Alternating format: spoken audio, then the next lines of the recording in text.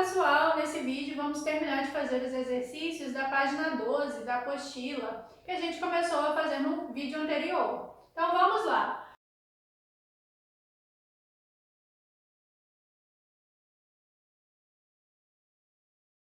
Então no exercício número 4, a gente vai classificar as fontes como fontes primárias ou secundárias. Lembrando que uma fonte primária, uma fonte luminosa primária, é uma fonte que tem luz própria, que vai emitir luz e iluminar outros objetos, outros corpos. E fontes secundárias são corpos que não emitem luz própria, mas que ao serem iluminados por uma fonte primária, eles vão refletir essa luz e a gente vai enxergar esse objeto. Então vamos começar a classificação. Na letra A, a gente tem uma lâmpada acesa. Uma lâmpada acesa, ela possui luz própria, ela emite luz, então ela é uma fonte primária. Ela vai iluminar outros corpos. Então é uma fonte primária. Na letra B, a gente também tem uma lâmpada, só que agora uma lâmpada apagada, em um local bem iluminado. Então, quando a lâmpada ela está acesa, ela está emitindo luz, ela é classificada como uma fonte primária. Na situação seguinte, em que ela está apagada, mas está em um local iluminado, então ela está sendo iluminada por um outro corpo luminoso. Nessa situação que ela não está emitindo luz, ela é classificada como uma fonte secundária. Então, quando ela está apagada, ela é uma fonte secundária que está sendo iluminada por um outro corpo luminoso. Quando ela está acesa, ela é uma fonte primária que emite luz. O Sol emite luz, é uma estrela. Estrelas são fontes primárias. Então, o Sol ele possui luz própria e é essa luz que a gente recebe e ilumina o nosso planeta. Planetas são fontes secundárias, eles não possuem luz própria. Então a Terra não possui luz própria. E aí a gente já chega na letra D, a Lua. Lua cheia. A Lua também não possui luz própria, ela é uma fonte secundária. Por quê? Ela é um satélite, ela é um corpo celeste que não possui luz própria e é iluminado por uma estrela. Então a gente enxerga a Lua porque ela é iluminada pelo Sol. Ela vai refletir a luz que ela recebe do Sol. Então, a Lua é uma fonte secundária. Não importa se ela está cheia, minguante, nova, não importa a fase. A Lua não emite luz, uma fonte secundária. E a última, uma vela. Nessa questão, na letra E, não está falando se a vela está acesa ou apagada, como na letra A e na letra B. Então, aqui não dá para classificar. Por que não vai dar para classificar nesse caso? Porque quando a vela está acesa, ela está emitindo luz, é uma fonte primária. Quando a vela está apagada e sendo iluminada por outra fonte, ela é uma fonte secundária, assim como aconteceu no caso da lâmpada. Nesse caso aqui, como não foi informado se ela estava acesa ou apagada, a gente não consegue classificar. Mas ela pode atuar tanto como fonte primária, quando está acesa, como fonte secundária, quando está apagada e sendo iluminada por outra fonte de luz. Vamos agora fazer o exercício número 5.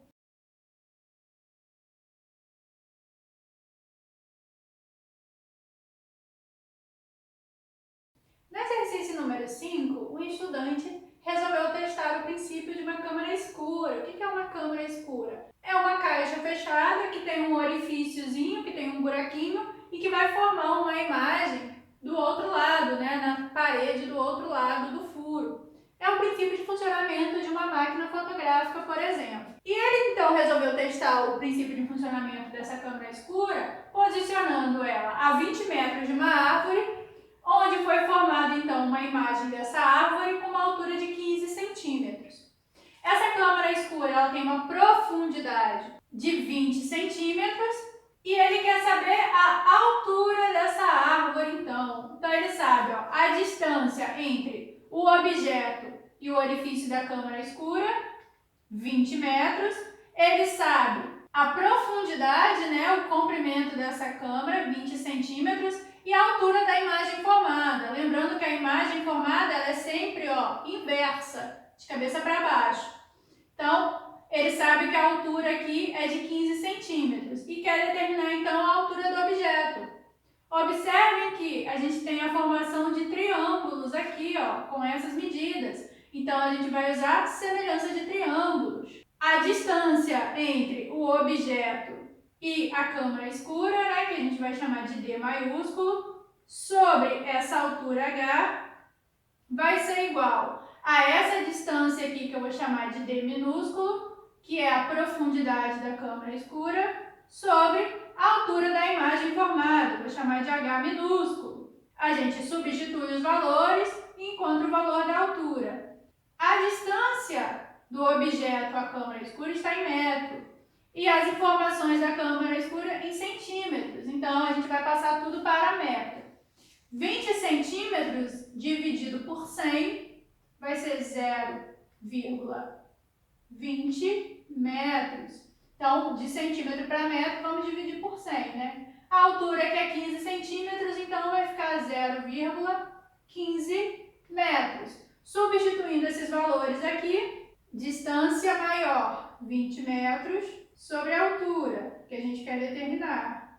Distância menor, 0,20 sobre a altura da imagem, 0,15. Multiplicando o cruzado aqui, 20 vezes 0,15 igual a altura vezes 0,20. 20 vezes 0,15 é igual a 3, igual a altura vezes 0,20. Esse 0,20 está multiplicando, passa para o outro lado, dividindo. Então, essa altura vai ser 3 sobre 0,20. Essa altura, então, vai ser igual a 15 metros. Então, a altura dessa árvore, né, desse objeto que estava a 20 metros da câmara escura, ao formar uma imagem de 15 centímetros, possui uma altura de 15 metros. Então, isso aqui a gente usou a ótica geométrica para resolver, né? Os princípios de geometria,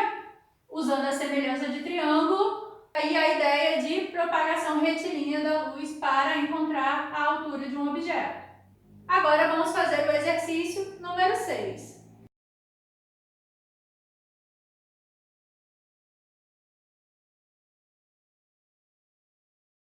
No exercício número 6, a gente tem uma bandeira que foi iluminada por uma luz branca. E ao ser iluminada por essa luz branca, essa bandeira tinha as cores branca e azul. Se essa mesma bandeira for iluminada por uma luz monocromática vermelha, então uma luz que só emite frequência do vermelho, qual vai ser a cor dessa bandeira? Lembrando que a luz branca, ela vai possuir todas as frequências, então todas as cores, né? Lembrando que a cor de um corpo está relacionada com a frequência da luz, com a frequência da onda, né, eletromagnética. A luz branca, ela vai emitir todas as frequências, todas as cores do espectro visível para o olho humano. Um corpo branco significa que ele reflete todas as frequências da luz branca, então por isso ele parece branco. Um corpo azul, ele absorve todas as frequências menos o azul. O azul é a cor que ele devolve, é o que ele reflete. No caso do corpo, então, ser iluminado por uma luz monocromática, de uma única cor, que só emite uma frequência de onda, vermelha, essa bandeira vai ser o quê? O branco, ele reflete todas as cores, todas as frequências. Então, ao ser iluminado pelo vermelho, ele vai refletir essa frequência vermelha, porque ele reflete todo mundo. Então, o que é branco vai parecer que é vermelho. Por quê? Ele não absorve o vermelho, ele reflete essa frequência. Agora, a parte azul, ele absorve todas as frequências menos o azul. Ele só reflete azul. Então, ele absorve o vermelho, que é a cor da luz que está iluminando agora. Então, ele vai absorver o vermelho. Então, a parte azul vai parecer preta. Porque ele absorve o vermelho e ele, então, como não está sendo iluminado por mais nenhuma frequência, só a frequência do vermelho, ele vai parecer preto. Então, uma bandeira azul e branca iluminada por uma luz branca, ao ser iluminada por uma luz vermelha, vai parecer vermelho e preto. Então, com esse exercício número 6, a gente encerra esse vídeo.